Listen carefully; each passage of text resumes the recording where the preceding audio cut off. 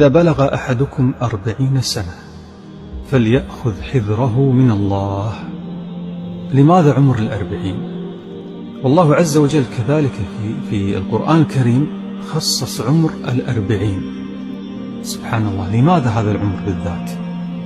في سورة الأحقاف يقول جل وعلا: حتى إذا بلغ أشده وبلغ 40 سنة قال ربي أوزعني أن أشكر نعمتك التي أنعمت علي وعلى والدي وأن أعمل صالحا ترضاه وأصلح لي في ذريتي إني تبت إليك وإني من المسلمين.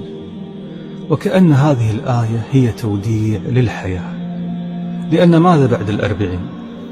ما بعد 40 إلا الذبول والنزول.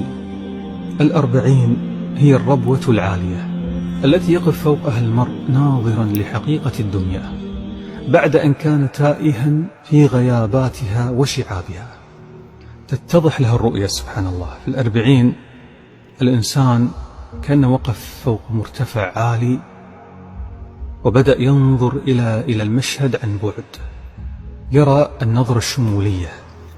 عمر 40 هو عمر التشبع من تجارب الحياة، هو عمر اتضاح الرؤية، هو عمر انطفاء جذوة وحماس الشباب، عمر الهدوء والحكمة وفهم الحياة.